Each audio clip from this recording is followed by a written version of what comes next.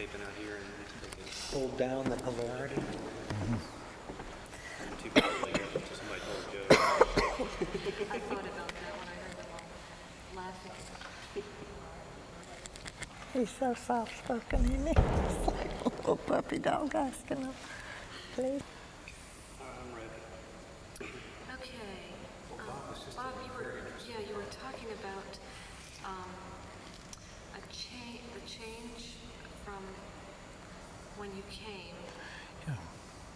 Becoming a consultant to Right. work with the committee who was attempting to decide where does Circular go from here. They could not, just the small membership could not afford, I think at that time, even to pay a minister full-time, only half-time. And they really, what they were wanting to do would take a full-time minister. And so that's where we began looking at different options. And after filling out all these yellow pads full of we could do this and that and the other, they came up with the idea, well, what are you doing? I mean, you haven't started this new church yet. What about the possibility of your coming? And that's when I said, gee, I'm Presbyterian and have under contract with the Presbyterian Church to start a new Presbyterian church here in the city. And there's a unique story very few people know. At that time, I was in the United Presbyterian Church. And there was in the South called the Presbyterian Church U.S. Same doctrine, same beliefs. The only difference in the South, the United Presbyterians were all black. And the U.S. Presbyterians were all white. It had been that way since the Civil War. And the United Presbyterian Church, whose offices were in New York, wanted a church in Charleston that was predominantly white members, so that when people moved from the north or from the south or who wanted to attend a United Presbyterian Church, which was usually broader in scope and in mission and a little more open in their beliefs, and so that was my mission, to come to Charleston. And when I told that to Circular said, well, up in New England, a lot of United Church of Christ churches and United Presbyterians work together because they're very similar. What about the possibility of we'll become a union church between United Presbyterian and United Church of Christ? Well, by that time, I'd been here a couple of months, and I just loved the idea. I just loved the people, and they'd given Rose and I sort of a home, and had taken us in. And so we started talking about it, and the two churches got together in New York and said, hey, that'd be a great idea. And so the United Presbyterian took their resources, which actually was my salary,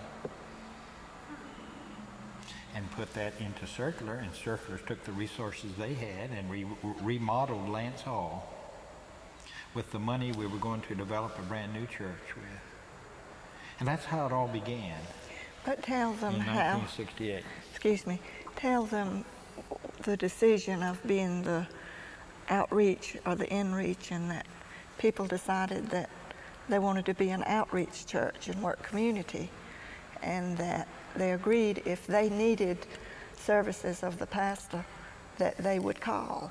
And it wasn't any of this that the pastor's supposed to visit twice a year or so much, and it was dependent on them following through with this, and they did.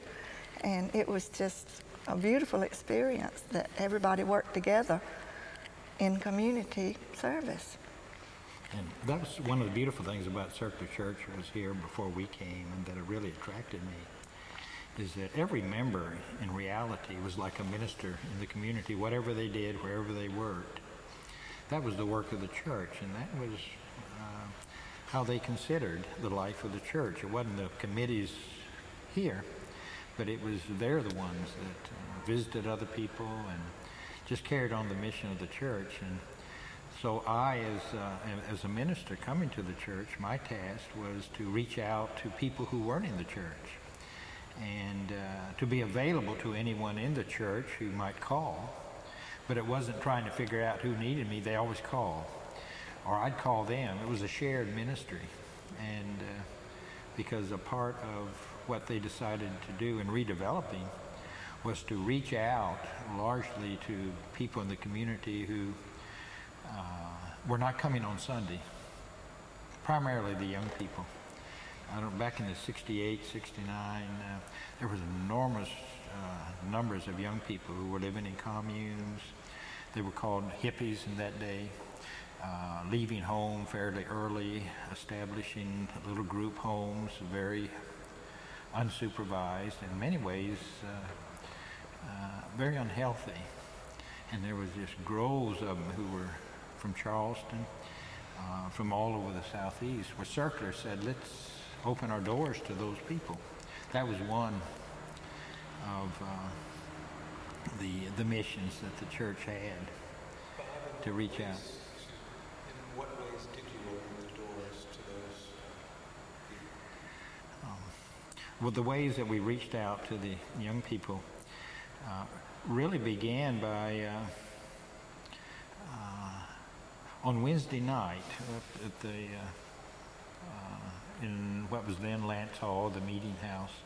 Upstairs was that big room, and so what we decided to do was open what was called a coffee house in those days. Young people just came in droves to coffee houses. But so Circular said, gee, let's open a coffee house. And the purpose would be for young people to come.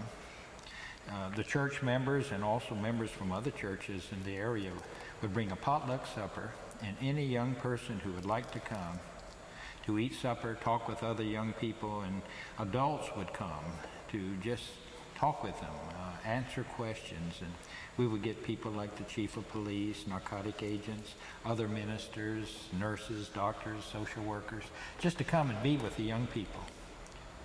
And it was called the Poets Other. That's what they named it. And it was a coffee house for about 4 years. It was one way that they opened the door to the church. And then they started inviting these young people to church. But with the a guideline, or with here people at Circular, and this is what the members who were here before I said, that you come as you are. If you go barefooted, you come to church barefooted. If you wear shorts, you come in shorts. You wear dungarees. You come as you are, and don't try to be like we are, because we're all different. And the young people had never heard that before. And all of a sudden, they didn't believe it, so they started coming in a group, and they'd sit over there, barefooted, long hair. Some of them needed a bath, and people at Circular, some dressed in coat and tie, and some would walk over and welcome them, and they had communion. And that's where Circular really, I think, started the dress code. You'll notice on Sunday, people will wear coats and ties, and they'll wear shorts, and they'll wear tennis shoes, and sometimes a person will wear a coat and tie, and the next Sunday they just come in golf shirt. And that's where the young people kind of started that, and that's another way that they opened their door. And that led to the counseling center, when the parents would call Bobby and ask for advice for their children. And you found that you were spending so much time in the counseling business that you weren't able to get all the church business done. So they branched out into opening a counseling center that was quite successful for a while. Yeah, but for the counseling center, with all these young people who were coming, we started a runaway center where the kids who had run away from home, and young people would bring them. They could come to Circular Church, and we wouldn't turn them in to the police. What we would do is talk to them in order to help them get back with their parents. And then out of that, the church started in the ladies' restroom over in Lance Hall, what is now Hotline. They bought a telephone, and we got several people to open a hotline to the youth of the city. And then they started a service here, and 6 other ministers in the community came and had a problem. What was it called? a center for problem pregnancies for persons who had a pregnancy that was a problem, unwed mothers, even people who were married, and knowing their options and their choice rather than just going out into the street and talking to young people. A center for problem pregnancies started. Conscientious objectors, y'all. They had a center for young people who were Educating. conscientious objectors to come and how to fill out. And so all of these began to develop out of that youth movement, and it was an exciting time. And the people just who were already at Circular welcomed them. And what I noticed is a lot of people throughout the community from other churches had always wanted to do something like that in the community, but did not feel free in an established church, and started coming to Circular Church. And so we had a lot of ministers who came, and that was how it began to kind of grow. Yeah, sounds like it had an effect on changing the size of the congregation, perhaps. It did, Increasing it. because it was a different kind of church. Yeah. And some of these programs that you're talking about could have been perceived as a little controversial by the community. How were they received? I mean, how did the community react to Circular? Controversially, and yet the people who were here when Rose and I came, they said, "Oh, gosh, we've always been controversial since inception." Circular was controversial when it developed in 1892, whenever that was, and it was considered the dissenters in Charleston who didn't want to be a member of the Church of England and go along with the state, so they just opened the White Meeting House and said anyone who'd like to come and think for themselves are welcome here. So they already had that. The coffee house, I suppose, was more controversial because they were loud. And Bobby didn't say that the way we got them started here was they were run out of their first coffee house called The Poet, which was downtown somewhere. I don't know, King Street or somewhere. I've forgotten And that. so they came here and called it Poet's Other, and their music was loud, and we had some complaints from neighbors, rightly so, and they were told, you know, you have to come down a few decibels if, you know, if this is what you want. And they sort of made their own rules, and we didn't have any trouble. It was a neat experience. Well, later on, other groups found a home first at Circular, and groups that were kind of familiar with the brand, but needed a place to begin with. I know that People Against Rape, that there were Alcoholics Anonymous meetings, Narcotics Anonymous meetings. Do you recall any of the beginnings of those groups? Some of those groups came after I left, but didn't leave. That is, when I became the director of the Marriage and Family Counseling Center, while it was sponsored by Circular, we were separate. When Bert became the minister, I didn't want in any way to interfere with that, so we kind of kept our programs separately and occasionally had lunch together. And even Rose and I went to another church in order not to interfere with that. And Circular continued its tradition of being open to the community. In my experience, is Circular, that's part of the heritage of Circular. It's open to anyone who wants to come and think and do new things, and not to try to change other people's ideas and beliefs, but where we can be ourselves. And so I think it's that way with groups too. No matter how controversial, I think the people who wanted to have a gay church, Circular opened its doors to say, hey, if you want to worship here, come and worship. Or come and worship with us, or you can start your own church. And so they've been open to all people of the community. So the people of the community naturally would say, gosh, that Circular Church is weird. I've been called weird myself many, many times. But in discussing this, we don't feel like the spirit of Circular has changed at all. You would think the people have changed, but that's what's so amazing from first time we came here when there were so many older people, older than what we are now even.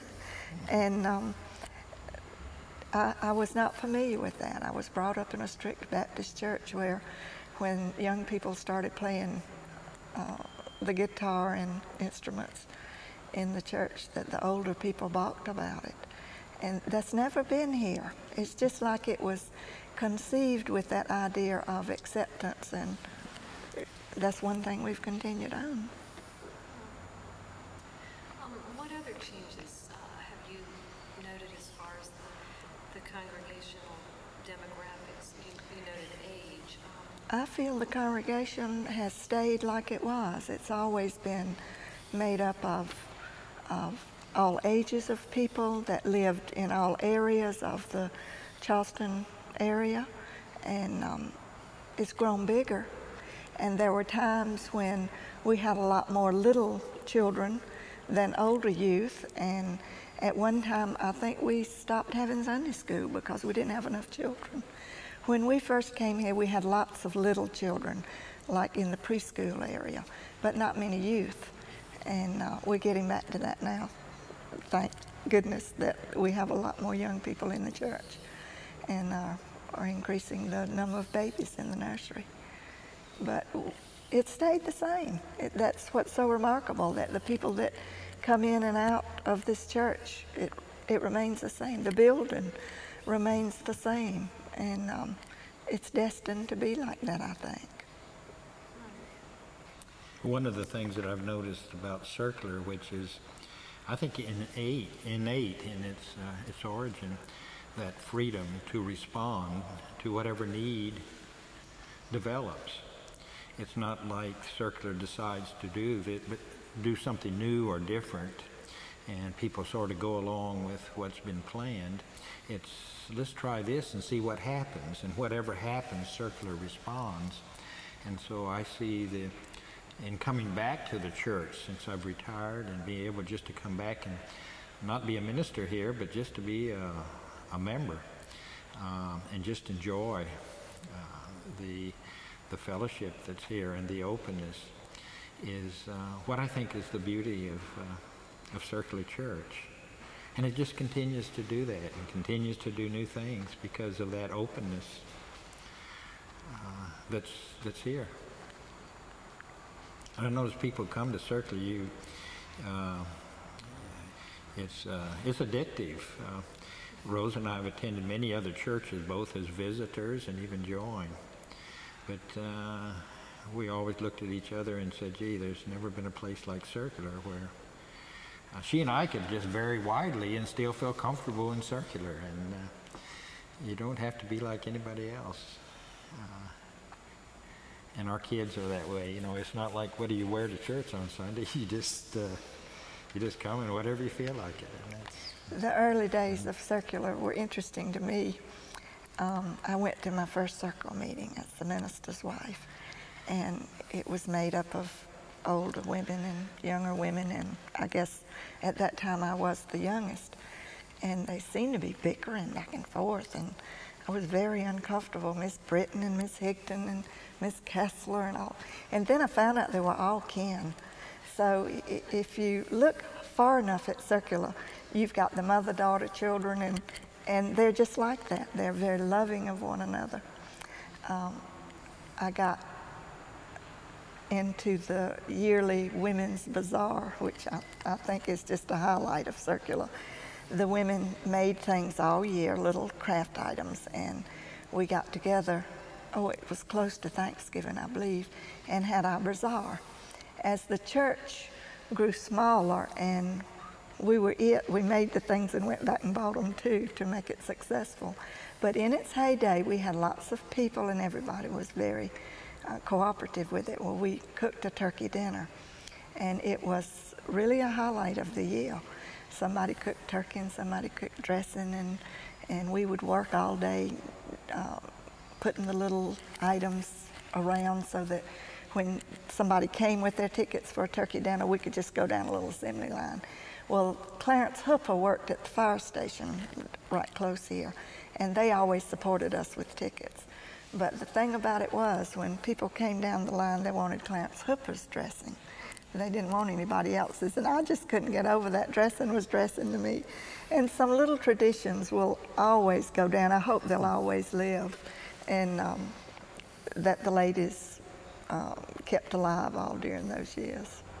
The Ladies Home Missionary Society was the oldest chartered organization on the books in South Carolina. And until it folded several years ago, it was the only active one of that age. We tried to keep it alive, thinking that some of the young people in the church would have some sort of organization and just adopt the name to say that it was alive. But we don't have the need for those type organizations anymore. But in its day, I wish I could remember the exact name. It was something like the Ladies Home Missionary Society for the Furtherment of the Education of Pious Young Men who were going to enter the gospel ministry. And every year they sent money to however many they could of the pious young men, our ministerial students. And we continued that. And sometime in later years it was just a token, but we never failed with our little bit of dues and what we made on the bazaar to send that check to the synod to give to some deserving ministerial student. Ms. Barnhart, who was Dr. Barnhart's wife, was quite interested in history, and she preserved a lot of the stuff in this church, the Bascule Bible, and what I heard was the original pulpit furniture, which is the settee and chairs in the room in the back. But she was interested in keeping this going too, and she did quite a bit to see that the history was kept up. She did quite an interesting thing on one of our anniversary days that since she had done a lot of history of the cemetery and told the story of a family who was buried in the cemetery, and the minister was buried, and as was tradition, his wife and children with him. And on the tombstone was the name of a girl who was not family, and she always wondered why was this girl buried in this grave with this family. And she studied the microfiche and all the obituary columns for a year. She said that she felt like this girl was her best friend when she finished, and she brought the story to us. And this girl was the best friend of the minister's wife, who, when the wife died during childbirth, came from England to help him take care of the children. We don't know if they became married or what, evidently not, because she didn't bear his name. But she lived and raised his children in his household and was buried with them. They also told the story that the Ladies Home Missionary Society met when the war was imminent, and they didn't know where they would be when, and so they sent their money early so that they would not miss a payment to their pious young ministerial student. Just this is the spirit of Circular. Let's carry it on. I love how the blend of the old and the traditional and the new come together. We've had people here at Circular who are very open in their thinking, but we're focused on the traditional, keeping things kind of as they were in order. And here's a kind of a whole new breed, which was a part of myself succeeding Dr. Barnhart and Mrs. Barnhart, who loved history and kept that alive. And here my need was to expand, and I wasn't sure what I wanted to do. And Circular opened its doors to me and allowed me to do new things. So that there was the new, but all these things that we did new actually was based on tradition of Circular Church being open to new thought and new ideas. And so that's these people who were sitting in the pew, some based on tradition and some on kind of the new age, work together. And together, I think, is what Circular is today. It has that beautiful tradition, but blended with the future and what's going on now. I'm thinking of Circular and how it has done with the controversial issue of race relations through the years. Circular has always, even back in the days when there were servants and slaves, has always had a place in its church for its slaves. Other churches often built other churches, but Circular, while they went along with the culture and the slaves were upstairs, there was a closeness with, quote, with their slaves and with the black and white. In fact, one story I like, because I'm not the first Boston that became a part of Circular Church, that back in the 1800s, before Civil War, the church had a slave, and his name was Boston. And that's what they called him, Boston. And Boston's task was to be the butler, the valet, and the driver for the minister who came to the church. The part of the minister's call was to include the services of Boston, who would be his personal slave while he was the minister here. And one of the ministers, I can't remember his name now, went to Philadelphia on a trip, just on a business trip with the church, a meeting of some kind. And he took old Boston with him, and that's what they called him, old Boston. The whole church loved him. And while he was there, had some medical problems, I think a heart problem or something, had to be hospitalized, but had to stay in Philadelphia for 6 months. And he kept old Boston with him. And of course, communication was slow back in that day. He said he couldn't do without Boston. And when he came back, well and alive, and brought Boston back with him, they immediately fired the minister for having taken Boston away from the church. And Boston is buried out there in the cemetery, and with the rest of the congregation. So and when we came, race relations, as Rose and I came from as a chaplain in the Army, and of course being with a presbytery that was all black at the time, that was not a problem for Circular. Black people coming and worshiping here were as welcome, and those who wanted to come. There was, just like the hippies, just like anybody who was different. Another thing I think unique about Circular, and this was here when I came, I went and, as I became attached, I wanted a picture of Circular. And so I began looking with all the artists. Certainly a beautiful church like Circular, there would have been a lot of paintings. Couldn't find one. I went to all the famous painters first and said, gosh, no picture of Circular, no. And then I began asking, how come?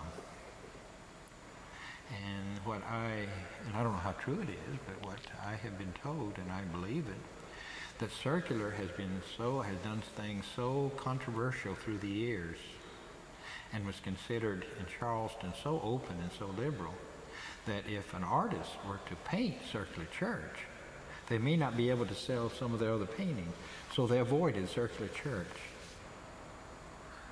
In fact, I could name some, but I won't, that would never paint Circular Church because of their liberal ideas. And so when I left Circular, they gave me a painting of Circular Church. One of the artists, he was a member of the church, and I have it in my office to this day. And I believe there now has been a couple of others, but you won't find